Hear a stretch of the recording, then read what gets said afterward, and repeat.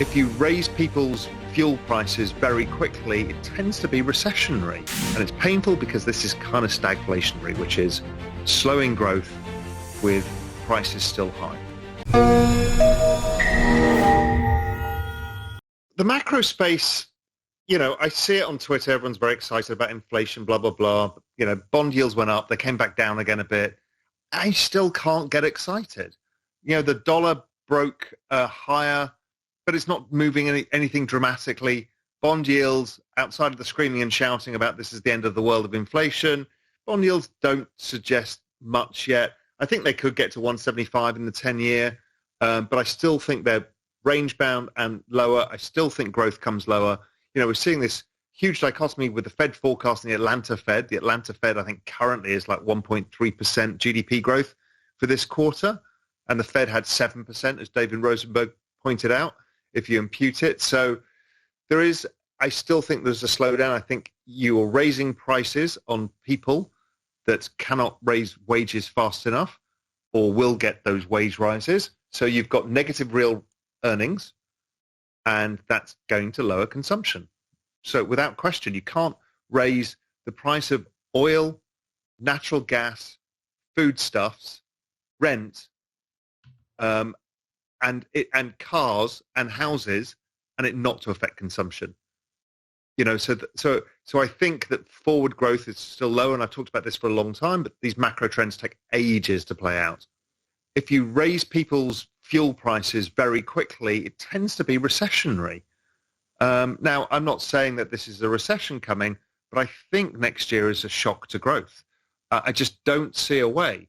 People look at the wage growth, but forget that is being offset by the massive number of boomers leaving the labor force. So the labor force participation rate doesn't go up.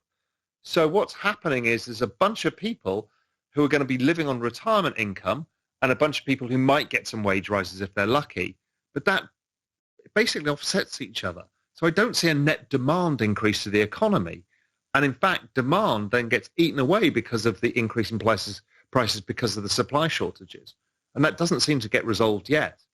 I don't really understand still why the supply chains are such a mess. And it's everywhere. It's a global mess, and there's a backlog that doesn't seem to clear. And so obviously due to the pandemic and underinvestment in certain places as well.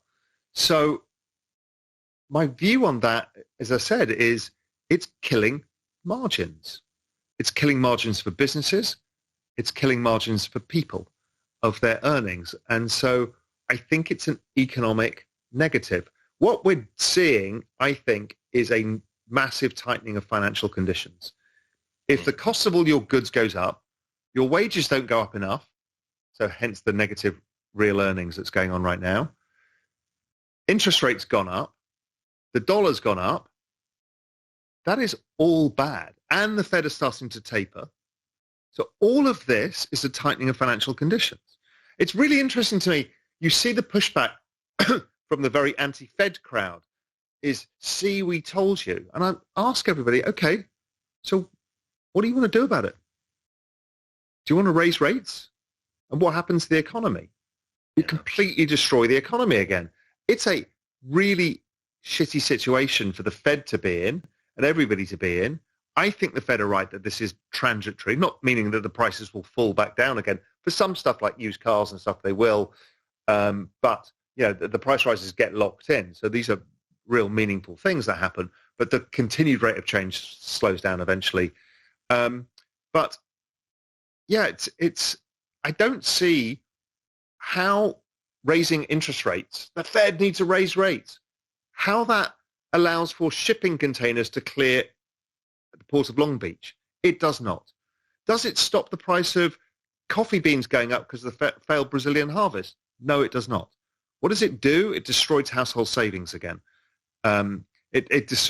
Because you start upsetting the balance sheet because there's so much leverage. So it's not easy to get around. So yes, I don't know what the Fed can do. It is going to be a very painful period. And it's painful because this is kind of stagflationary, which is slowing growth with prices still high. And that's not good for an economy.